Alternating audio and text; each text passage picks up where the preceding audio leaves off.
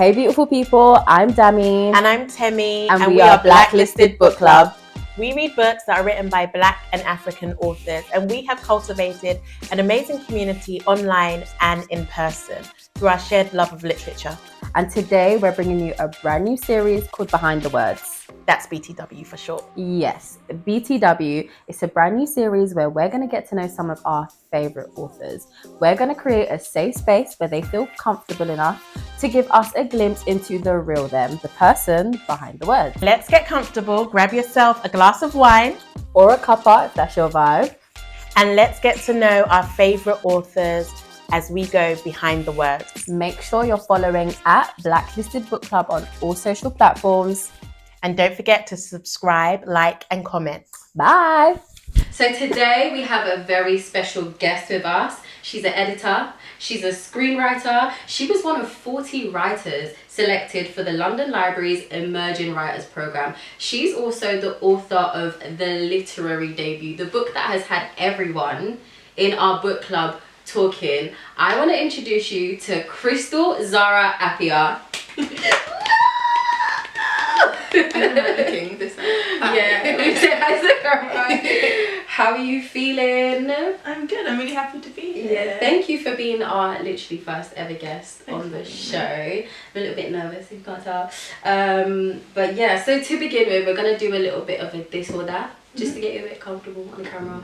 Temi's got some questions prepared. I don't actually know what it is. I was going to do it, but I was like, let's make it a bit fun. So Temi's going to ask us some questions. So let's go. Sunny days out or snow nights in? Sunny days. Definitely sunny days. I don't like being cold. I don't do cold. No, literally. Ghanaian jollof or banku? Jollof. Oh, Yes.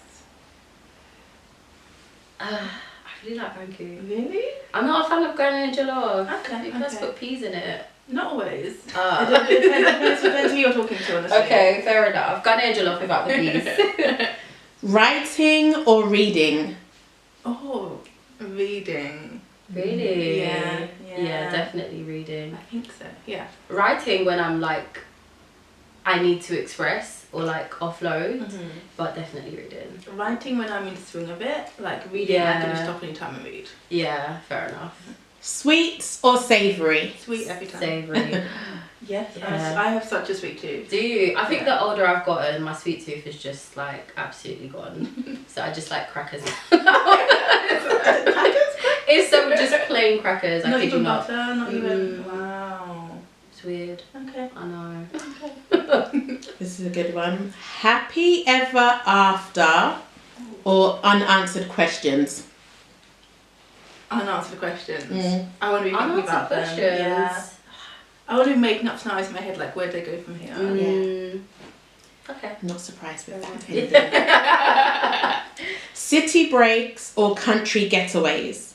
City breaks. Country getaways. No, I feel like I get bored quickly. Really? We Yeah. live in the city though, so. Yeah, exactly. A new city. Okay. Okay. Lose a love or never have had a love to lose? Oh, whoa. That's really hard. I'd rather lose a love. I think I'd say lose. Yeah. That's hard, Because yeah. at least you've experienced love. Exactly. Yeah.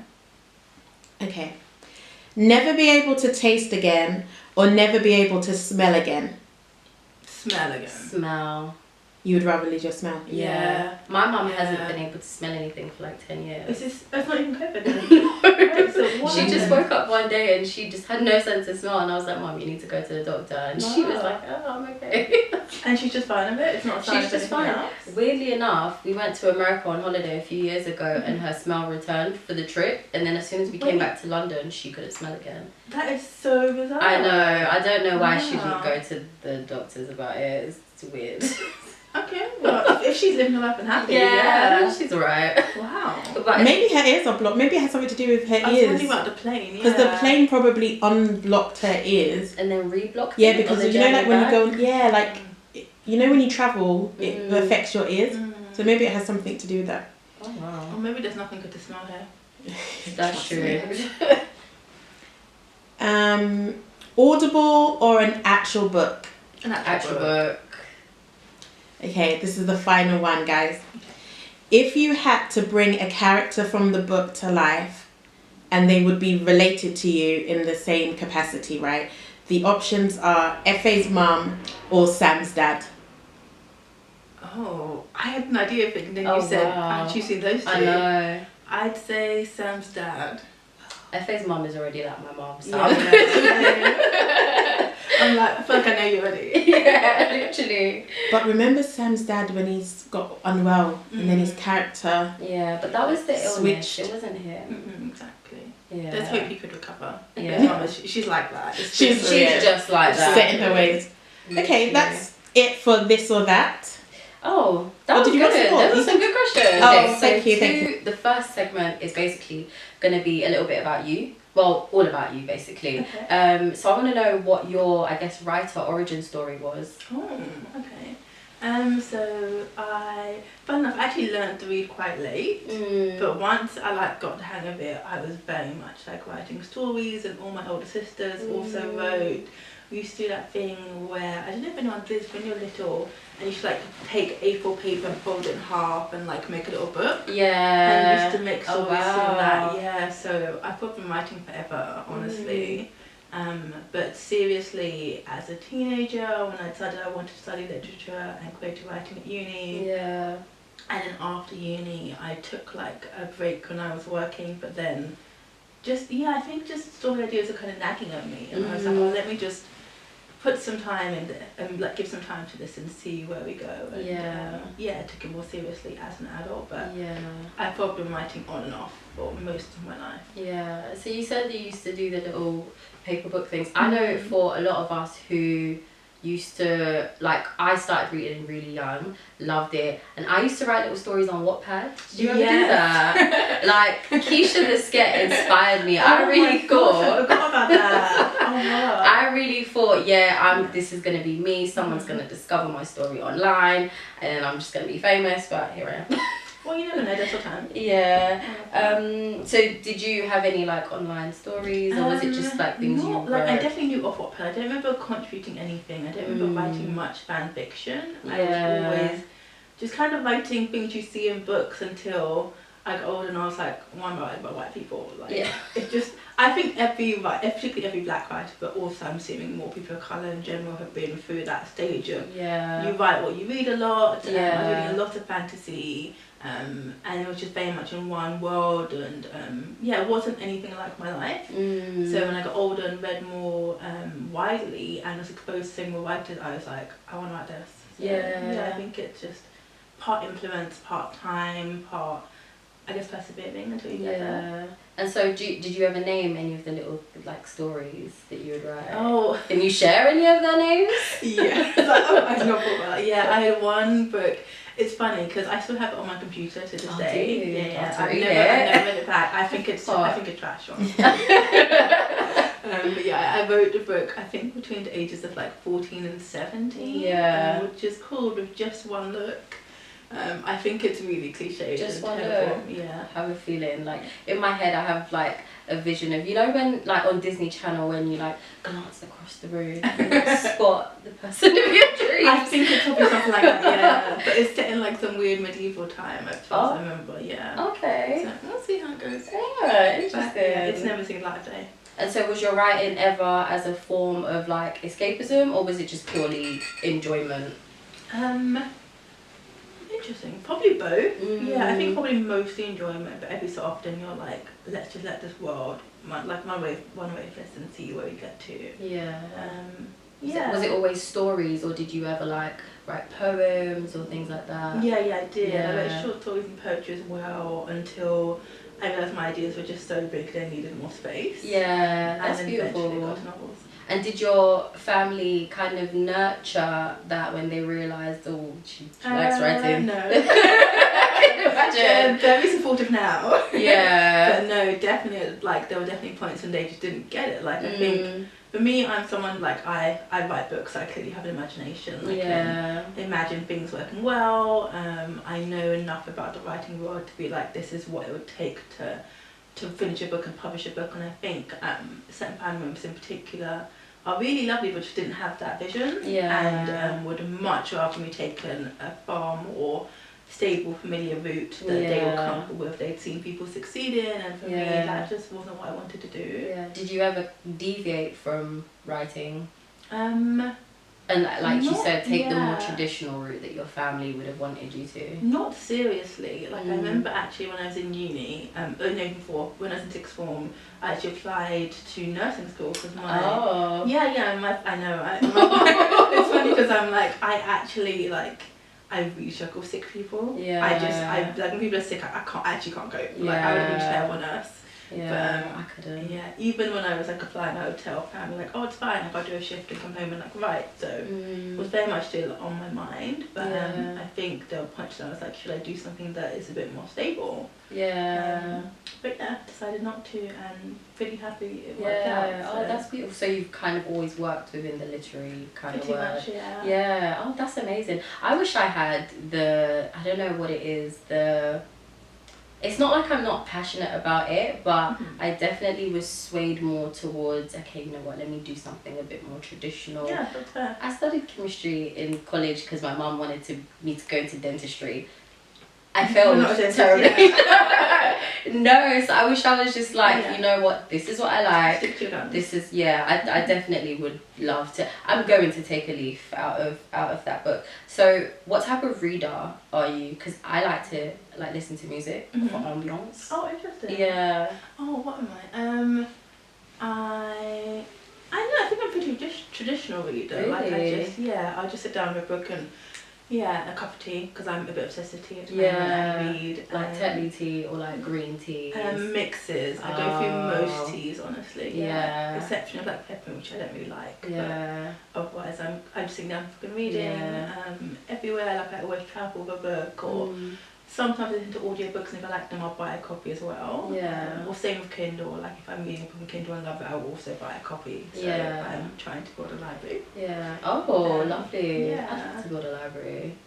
Need the space for it though, but really, because you know, like when I read on my commute, I just feel like there's so much background noise. It takes a really long time for me to get lost in the book. Yes, yeah. Do you ever get like that, or is it just like I'm reading, nothing else exists? It depends on the book, honestly. Like I feel like when you're when you sat down, you open up a book and it's just pulled you in, like everything's gone. I'm probably missing my bus stop. I'm missing my train because I'm like nothing happens, nothing exists. But if I'm kind of in a part where it's a bit slower, I can pay a bit more attention to what's happening around me. Yeah, okay. And so, are you much of a music person at all? Mixed, honestly. Yeah, so what do you think the soundtrack or the song for the book would be? Oh, it's going to be something about a couple who get along, don't get along. Actually, there is a soundtrack, Rootless. Is there? Yeah, it started like early 90s. R&B, and it goes quite more modern day songs, lots of Ghanaian tracks. Really? Is that on Spotify? Yes, I think it is. Oh, I love that. I love Spotify. I love that Spotify now has audiobooks as well. So I was literally reading and listening to it. I love that. And then I run out of listening hours. Okay, so for those who haven't read the book, maybe give us a summary of like what the book is about. Rootless is about Sam and Efe. They meet in the 90s in London. Ghanaian Brits, Sam's Ghanaian Brit, Efe's from Ghana, moved to London.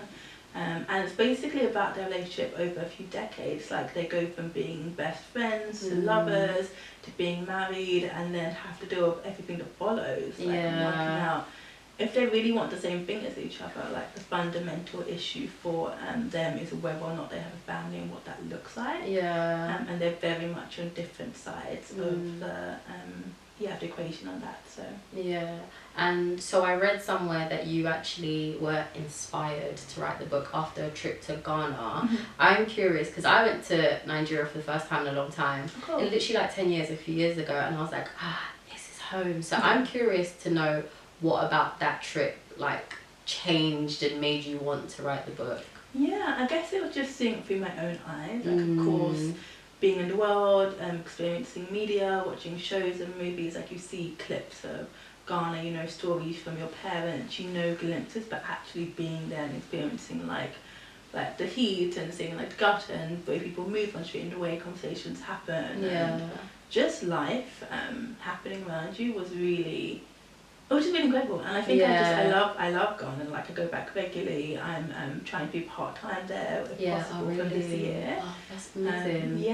So I think it was just really, I think there was so much to celebrate there, and it's not all like the horror stories you hear, or like the adverts about poverty or whatever. There's so much more, there's so much that's incredible. But I really wanted just to put down on paper and put down what I'd seen, and the quirks and the fun things. And it was just, incredible. Yeah, I get that. Like even the bit where FA goes back and she kind of discovers this art gallery and discovers her creativity. I really love that. I feel like being home can do that to you. So did you have a story before you went to Ghana, or did you make, like, did the story come to you after the trip or while you were in Ghana? Yeah, I think I remember having an idea, because I always take notes. I know years before I started writing anything, I had like a small note that started with, if anyone's read the book, it's the scene when FA is on the train platform. That was the first thing that I knew about the book. Which with the baby? Yes, oh, yeah. Gosh. Yeah. That, like, literally, I was so, reading that, I was just like, oh my god, this woman needs help. Yeah. So you'd written that first? I hadn't written it yet, but I think I had notes about it. I knew that about the book, and I was just exploring who the characters were and who this woman was. I was like, what on earth happened to get to this point? So when I went to Ghana and wanted that to be part of her background and backstory, just all the elements started coming together. I started writing at that point. Yeah, that's so crazy how you literally built the world around this idea. And so a big part of FA's story is her coming to the UK, having this traumatic experience, and then going back to Ghana. Why did you feel the need to incorporate a traumatic? Something that's really important about the book is that essentially that people are really defined by their past and things that happened, whether or not they chose. Whether or not they chose it, or depending on what's happening around them, it's just very much about how that impacts choices and who you become. And for me, that was something that felt really true to Effie, and something that would make her really nervous about her future and about being in the UK and I guess where she went from here. So when I was reading, I kind of reasoned with it as she came here, she was a kid, and these white kids brutally attacked her essentially, and I thought maybe that's why she doesn't want to have kids. Was that ever a thing for you? Because I thought, oh my god, she had this traumatic experience with kids, so even as a kid, maybe that's probably why she just was like, no. I wonder if safety was part of her concern. I guess to me, I'd never made that link. It was always just something she was quite resolute in and being quite uncomfortable.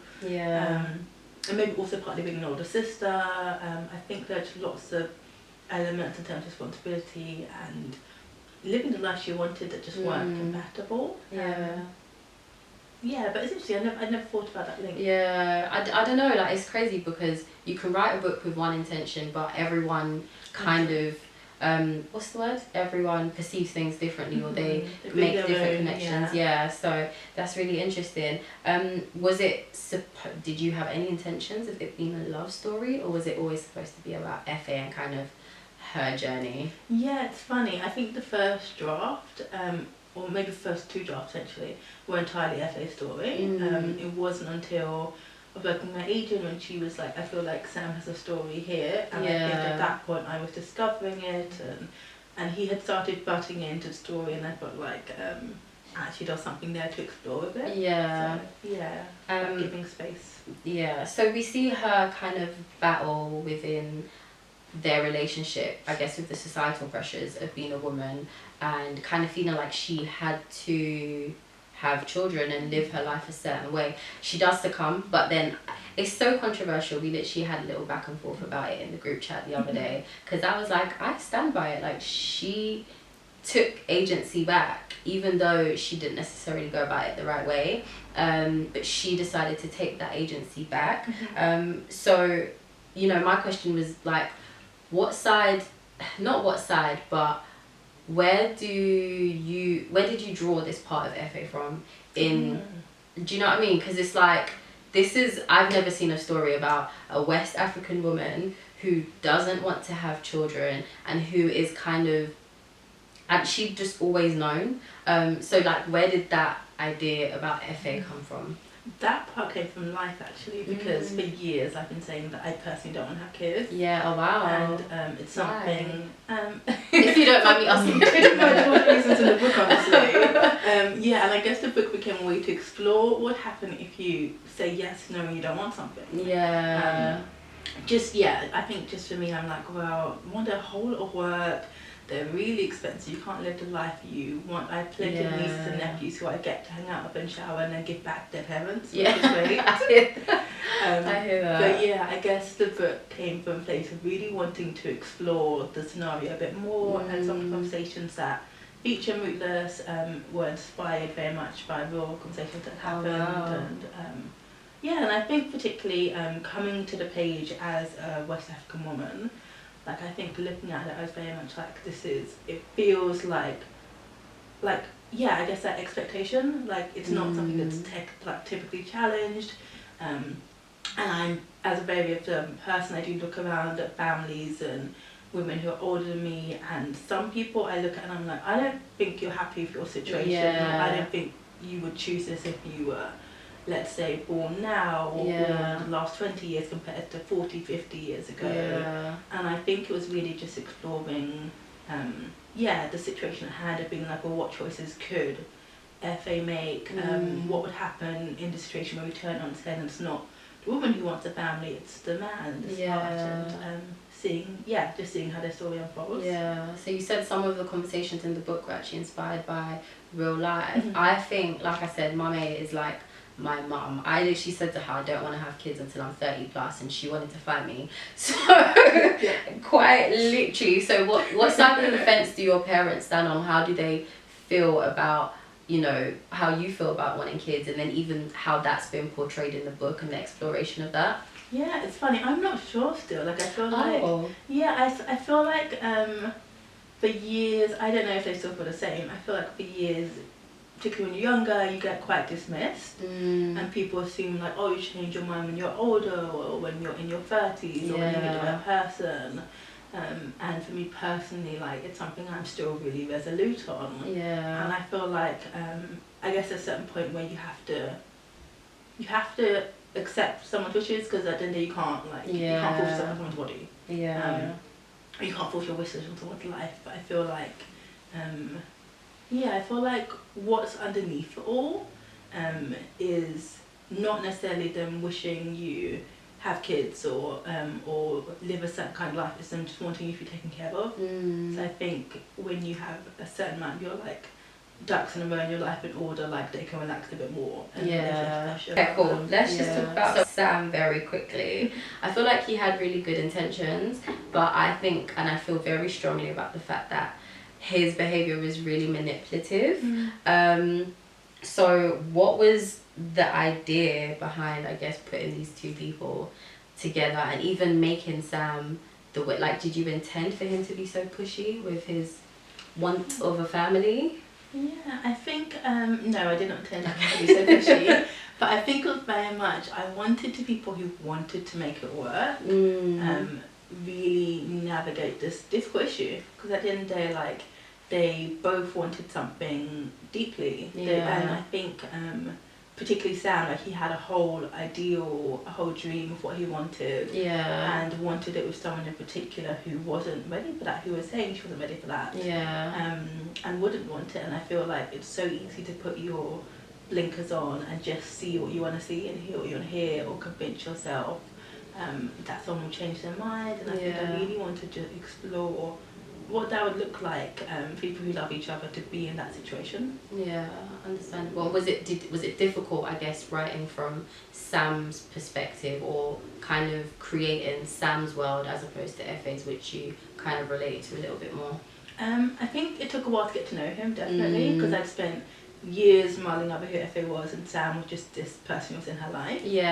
So when he started taking up more space in the story, I was like, okay, well, what does he want? Why does he want this so strongly? And I think it was just thinking about the things that made him who he was, like family absences and the way he grew up and living like with a certain plan and being quite rigid with that. I think it just all started to inform who he was and why he pushed so hard for something like this. Yeah, and I think what you said about, you know, people's histories or like, yeah, their history having an effect on who they are, the same way kind of FA's trauma affected how she navigated life is the same way, I guess, the abandonment that Sam experienced from his mom is what made him so pushy.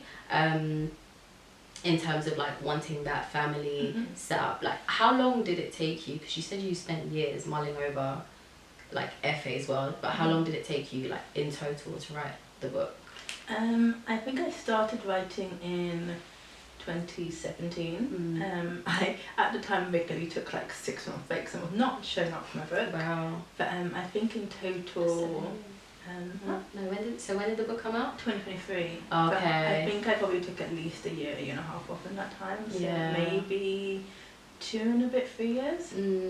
Yeah, but like you said, it's okay to take time off and walk away and kind of figure it out. But I'm so glad that you kept coming back to it and you kept pushing, because this book is amazing. Like we are this I can't even explain how much the group chat has been like going back and forth. I did a whole rant on it on our Instagram story. I was like, look, she literally closed the book and then came up and spoiled it for everyone else. I couldn't believe like, it. Dammy, we're blocking you. Stop talking. But yeah, are you Team Sam or Team FA? I can't choose between them. I feel like you can. Gosh, can I be Team Auntie Dora? We like Auntie Dora. She was a good supporting character. Okay, what advice would you have for aspiring authors? So maybe 3 key tips that you'd give someone who wants to write a book like Rootless. Yeah, sure.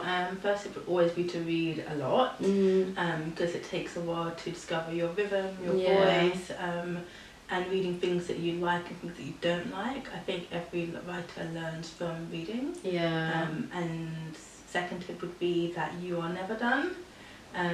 As much as like you can write a whole draft and make changes, just bear in mind that books even change after they're published in small ways. And if you need a break to walk away from it and then come back to it, that's fine. But there's just always work ahead. And I'd say show up for the book. So whatever that means to you, or even if it's like if you have capacity for showing up once a week or jotting down notes between meetings or at a lunch break at work. I spent I think a full year writing at lunchtimes at work. I think 1 or 2 days a week in my first job, and I feel like just making time show up means that you're making progress. Okay, and that is all for today. Thank you so much for joining us, for being our first ever guest. Do you want to let the people know where they can find you? I am at Krystle Zara everywhere. But yeah, thank you for having me. I'm Miss Turner. We've been on the Blacklisted Couch, getting behind the words with Krystle Zara Appiah. Peace out.